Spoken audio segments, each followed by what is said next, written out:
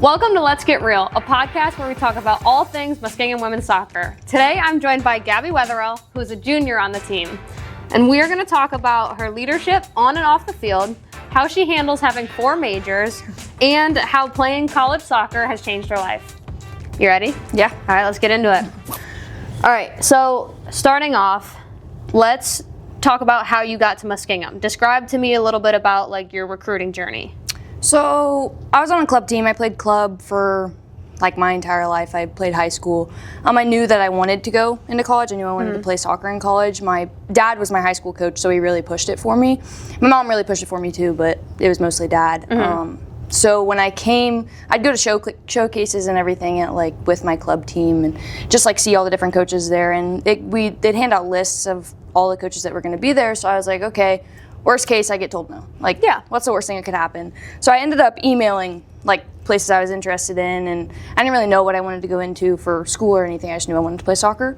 So I ended up emailing Coach G, and she emailed me back, and we got in contact, and then she'd come to games and come see me, and we'd have conversations and Zoom calls, and she was really the only person I really connected with on the recruiting process, because everywhere else I visited, it was kind of like a standoffish kind of thing. They just want you for soccer, but here it's something different, and they want you to be the person you want to be here.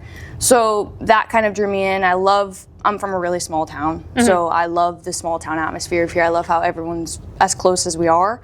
And just the culture that the team had and everything that we were trying to build was just completely different than anything I'd seen with other teams, so it really all drew me in. Yeah. So what was the moment like when you got the phone call? Did you get a text? Kind of how did that work on your end? It ended up being I'm not sure yet. She was sure, I wasn't sure. So then I was like, let me explore my other options, see what else is out there. Then it ended up all coming back to here. So I was like, hey coach, let's give it a call, and called her and I told her, and she was so beyond excited. And I was like, okay, let's get rolling. Wow. Yeah. I like that. Yeah. Nice.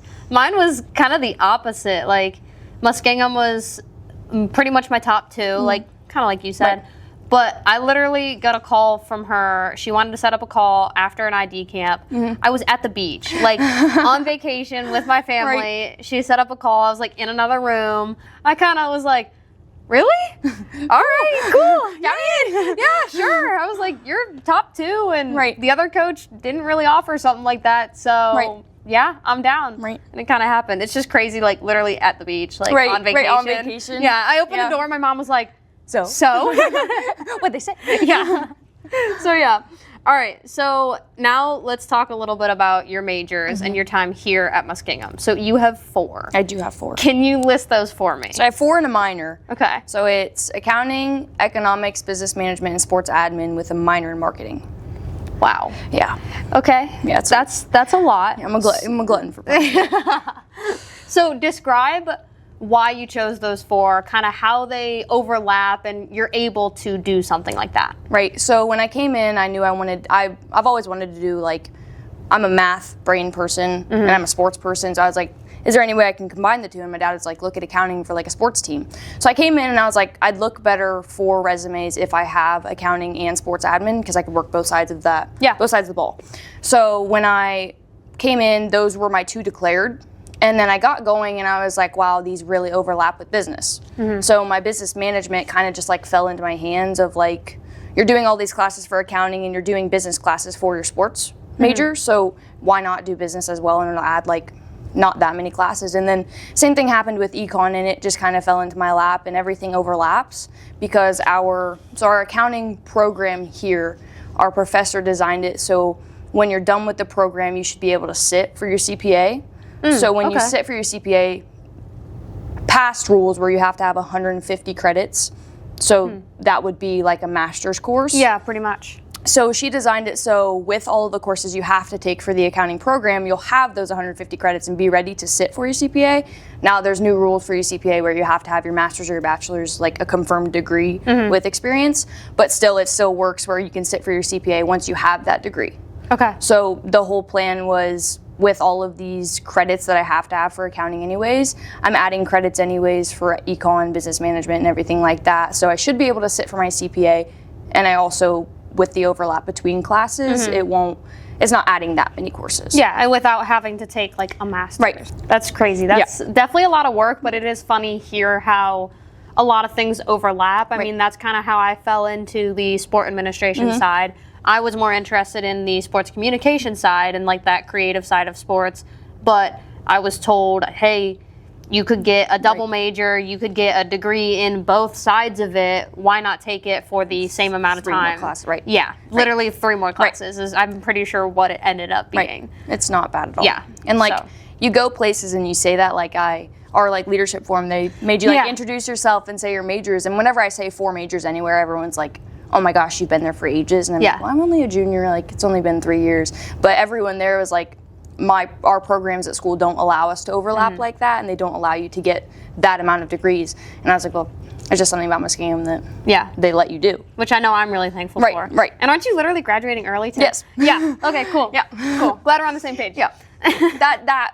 that made me a glutton for punishment, because that was like 18 credit hours, 18 credit hours, 18 credit hours, 21 credit hours. Like, I did it to myself, but in the end, why not? Yeah, I agree. Like, I found myself doing that too. I mean, I just graduated early in 3.5 years, and my last semester I messed up and I ended up taking my practicum and my capstone at the same time and had to get 200 hours in season. Yeah. How am I supposed to do that? Right. I mean, I did it, I got it done, but it was one of those things where, like, looking back on it, I'm glad I got it done, because I wouldn't be sitting in the position I am now with my internship and about to be like future career opportunities if I was still in school. Right. So, yeah. All right, so I want to dive into how you balance that course load, especially being in season. I know you mentioned taking like 18 credit hours. That's a lot, but you're a good student. So what are some tips that you do to balance that? It's funny because I often like tell people, I used to think that off season was worse than in season, because when you're scheduled day to day, and you know you're scheduled day to day, and then you're on a bus for 3 hours going to a game, you have that 3 hours to do your homework. But if you give me free time to do what I want to do, I won't do my homework. You know what I mean? Yeah. So it's nice to have this schedule. My biggest takeaway was communication with professors.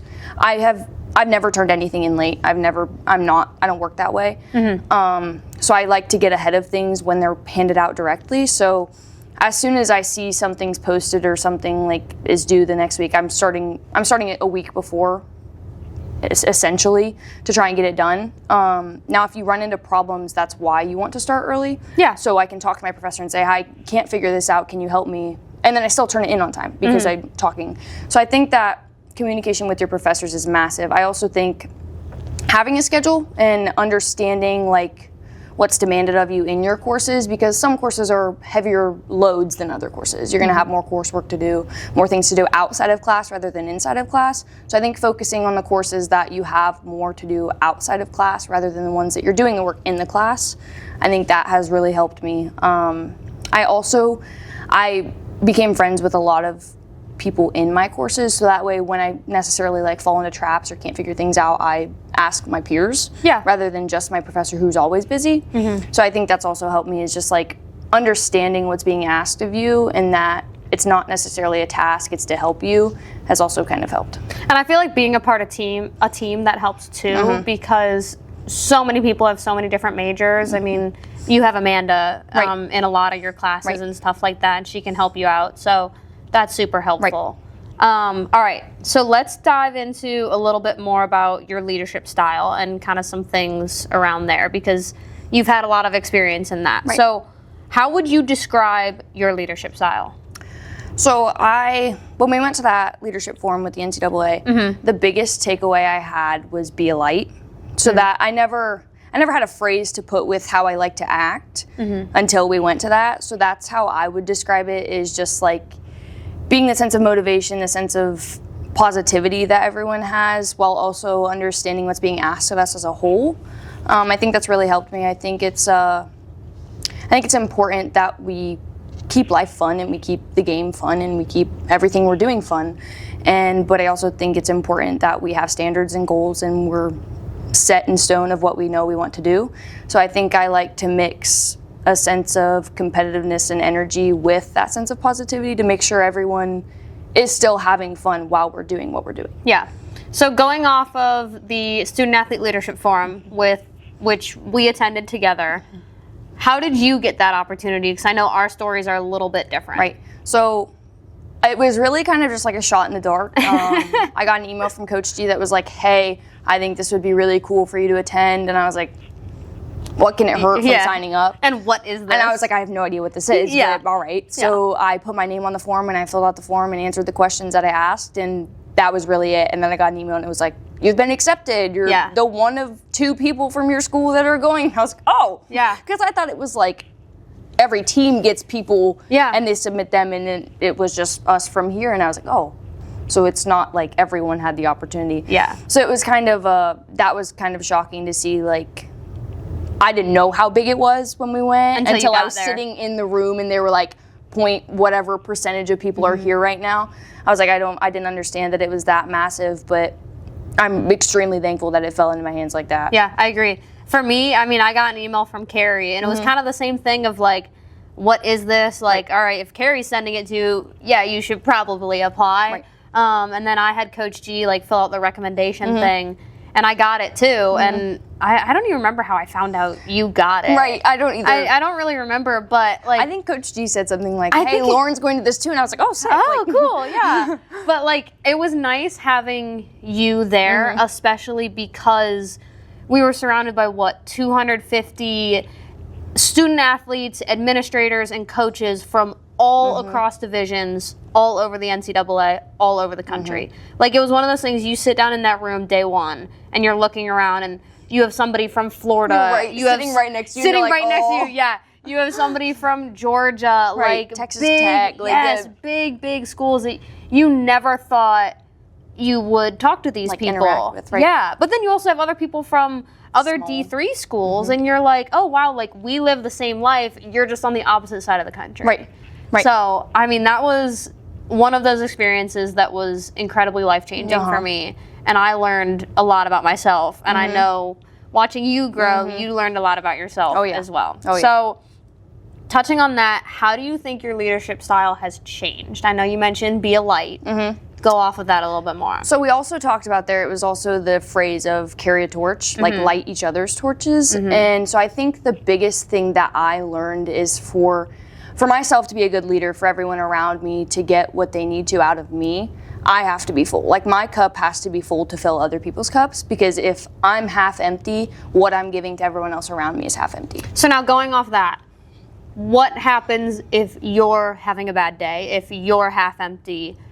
How do you deal with that? So I used to think I'm very like protective over my leadership style. I like being a leader, and I like knowing that other people like me, but it also turned into give it away at some points, like let other people help you, like give everyone else the opportunity to help you. So I think it was kind of the understanding of like, you don't have to be the one helping everyone all the time. Yeah. You're allowed to let other people help other people, and that's when you take your time to figure out what you need to figure out for yourself. So I think that was one of the big things, was realizing that I'm now surrounded by a team of people who want to help each other, and I'm surrounded by people who are willing to help each other, and it's not everything's going to be put on me now. So I have the understanding of like, take time when I need to take time, and really trust the people around me to help one another.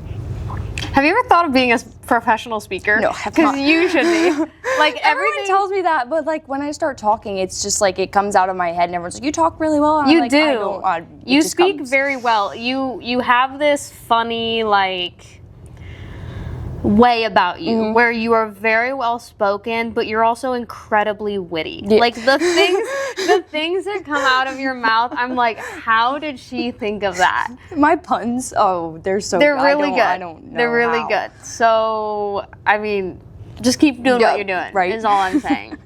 All right. So coming back here to Muskingum a little bit. And staying on the leadership side, how do you represent this program off the field? We know how you represent it on the field. We see that every single day.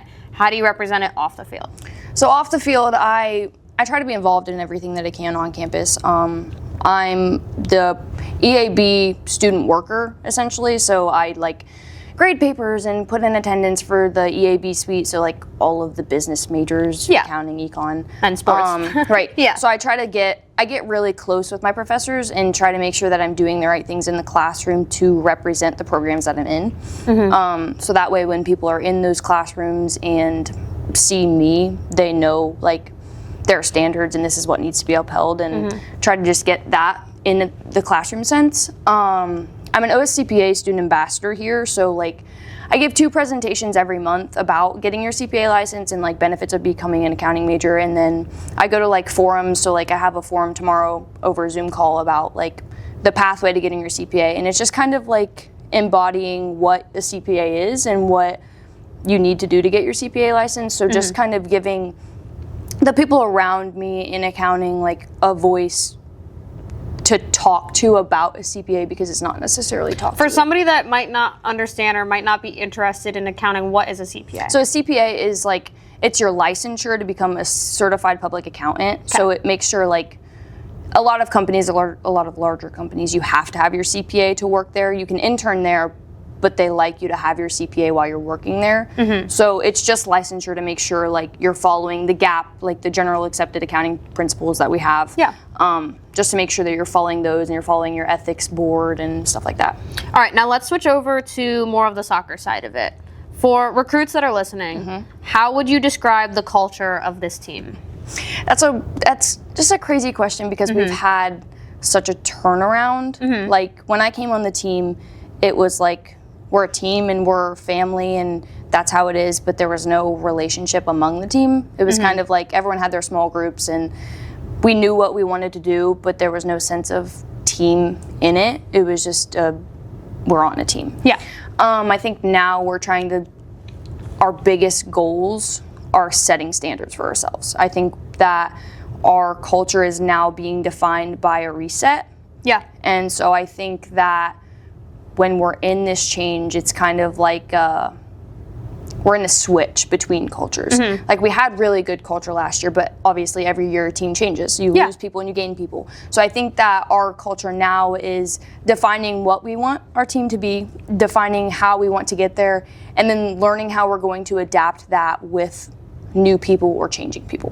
Can you touch on that reset for me? Because I know for people listening, we have a new coach now. Right. You've spent 3 years with a coach, and now your last year, you're going to have a new one. Right. Touch on that for me. I think that I'm personally really excited. I loved our old coach. I love our new coach. So it's just seeing the difference in the way that they think about the game and the way that they want to align this team.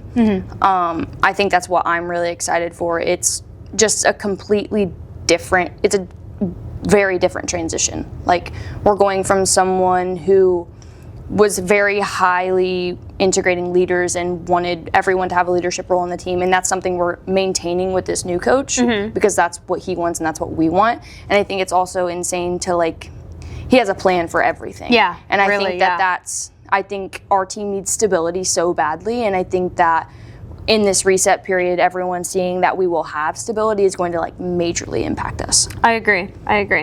So for recruits that are coming in, what questions should they be asking when they come on a visit?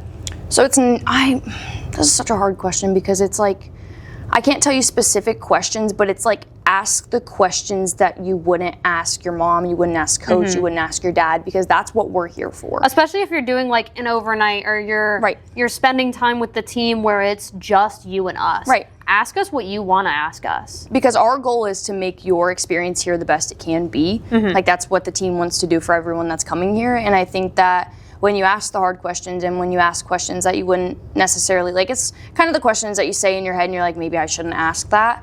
Ask those questions, because those are the ones that are really going to impact how you view campus, how you view the team, how you view the programs you're going to be into. I think that the hard questions are the ones that need to be asked the most, and occasionally everyone thinks because it's a hard question, it means it's going to get a bad answer. Yeah. And I think that everyone on the team has different viewpoints of the questions that are going to be asked, and you never know what you're going to hear from someone. So I think just the idea that no question is a bad question, and while it might not be an answer you like, it'll give you insight of whether or not you like that specific idea about the campus, team, whatever it is. And that goes back to just life as well. Like when you're in interview processes and stuff like that. Like I'm in one right now that's going farther and farther every day. Right. And I'm asking some questions that I'm like, I feel like that's awkward. Like, should I be asking that? Like, I know they want me, but like, then what if they don't want me? Right. They want you. So ask it and make sure that this is where you want to go. The worst thing you can do is ask 0 questions and end up with 95 questions down the road rather than answering 1 question now, which could deter you from making a wrong decision or something like that. Yeah, I agree. All right, so is there something that you could highlight about this program that other people don't see? Maybe something that we're changing or something that you just have always loved about this program? So when recruits come on visits, they like come in the locker room and they see what our team is like, but I know that our team changes when we have recruits. It's not like how our team is to the core. So I think it's just the family aspect that we have on and off the field, whether it's in the locker room, whether it's in the weight room, whether it's before a game, whether it's not even game related and we're all just hanging out. Like I think it's the friendliness and the connections we're all trying to build with each other. And I think that the personalities on our team are just, they're like insane and they're unlike, all over the place. They're all unlike across anything. the board. They're unlike anything I've ever seen. So I think that when you come for a visit and you come and you see the people, you don't see them as a whole. You don't get to see that whole personality. And I think that that is one of the best things about our team is our personality as a team because it's just everywhere. Yeah, and it's one of those things when you bring so many people from so many different areas, so many different backgrounds, upbringings, like you bring them all together, you never know what's going to happen. And the fact that we're able to build these friendships, these relationships, like there's always that joke that people make on social media of thank you coach for choosing my bridesmaids. It's so real, it's so true. Like you get put on this team with random people and somehow you're best friends for life. It's wild. It's just insane. Yeah. So again, ask those questions and make sure you're choosing the right school for you and the right team for you. Yeah. All right, a couple more questions. How do you think your leadership style has impacted this team, and what specific areas have you seen growth? So I think when I came in, I'm a very vocal person when it comes to soccer, because I'm so comfortable with my style of leadership. Like, I don't necessarily feel like it needs to change for different scenarios. I can find a way to lead with it in any scenario. So when I came in, everything was very cut and dry. There wasn't really much fun to be had. There was no sense of light energy or grace. And I'm a big proponent of you can mess up and be forgiven for that mess up, even if it was a large mistake. Yeah. So I think that was something I brought, was the idea that like we need to understand that mistakes are going to happen and that every mistake is not a bad mistake. Sometimes we need that mistake to happen to move on to the next play, to move on to the next scenario, that kind of thing. So I think I brought a sense of light energy and positivity. And I'm a massive jokester, massive jokester on the field. So I think that when I realized that all someone else needs is to have a laugh and to brighten their day like that, I think that that's an insane part of soccer, is like you're bringing everyone on this field, and while your main objective is to score, we can do so many other things on that field that are hilarious, and everyone just stands there and doesn't laugh, and I don't understand it because I laugh at everything. So I think that the sense of like it's okay to have fun while we're doing what we're doing was a big change for this team. And we're a pretty funny team. It's the personalities. I don't know. We do some random things where I'm like, what is going on? How did that even happen? The conversations. Kaylee falling down the hallway the other day. Like, Kaylee falling into the turf. Yes. Like, how does that even happen? But like, I think everything you just said describes exactly who you are. Like, I am so incredibly thankful the last 3 years, like, being teammates with you, because I can't tell you how many times I have just been having a bad practice or a bad drill, and you come over and just make me laugh. Or you just put your arm around me and you're like, it's okay, who cares, we're good. Move on, we're good. Like, it's amazing to have somebody like that on a team, because not every team has that. So you should be proud of that, for sure. All right, last question. Going into the spring, what are your goals? I guess a couple more questions. Okay. So what are your goals for the team? Goals for the team. That's so hard. I'm not even like, I'm not even on the page of like soccer goals of like I want to win this many goals. I mean games. I want to win however many OAC games. It's like I want us to find us. I want I want there to be a sense of identity for our team. I want us to have a playing style. I want everyone to be understanding of that playing style, and I want everyone to know our goals on the team. Because results will come. Results come with time and energy and effort, and we all know that. But I think that one of the major things our team needs is a sense of us. And so I'm extremely excited to see how that transitions and how we pace that almost, because with our standards conversations, with everything that we're trying to build, I think that right now we're on an extreme of the right page. I think that everything is nearing what we want it to be, and I think that making sure everyone has a voice in that is massive for us. And so that's what my goal is for us to find what we want to be and then act on that. And I think Coach said it perfectly last night. Results come with standards. Right. They come with culture. When you build those two, we know we have the soccer players to do it. We have the talent. We need the culture and the standards to come together, bring everybody on the same page, and those results will come. They'll show in the fall. I mean, this spring is all about rebuilding. I mean, that's what spring always is about, but especially now. It's a true rebuild. It's a true rebuild. And I think it's happening at the perfect time. I agree. So now for you personally, let's go there. That's a hard one. I want to score, obviously. I'm not like I'm a midfielder, and it depends where I play. I really don't know. Defensive, offensive, whatever. Just throw me in there. I want to score more. Other than that, I can see the gaps on the field, and I want to push other people to see those gaps. I want to, instead of it being a one man against four at the top, I want it to be everyone up the field. So I think that for myself, it's going to be having the conversations with my other midfielders, having the conversations with forwards, defenders, just like building my connection with everyone on the team so I can better understand them, whether it is in the soccer aspect or off the field. All right, now it's the last question. Okay. So you are about to go into your senior year. I am, yes. Which is wild. You have one more season left. Right. What are your goals for your last season?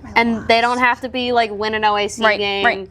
What are your goals for yourself? So my biggest thing is making sure that when I leave, the team is obviously going to be different, but I don't want it to lose its sense of lightheartedness and fun that we've been finding, just because we have the personalities on the team that are fun and lighthearted.